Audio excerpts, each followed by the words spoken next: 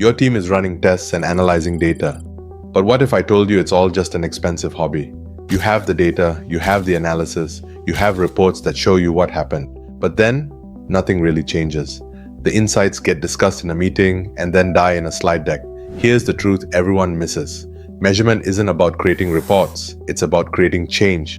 The most important step isn't the analysis or the test, it's having the trust and confidence in your data to turn that insight into a real decision that moves the business forward. Because without action, all that data is just noise. The whole point is to have the confidence to make your next move. So stop measuring for the sake of it, start measuring to take action.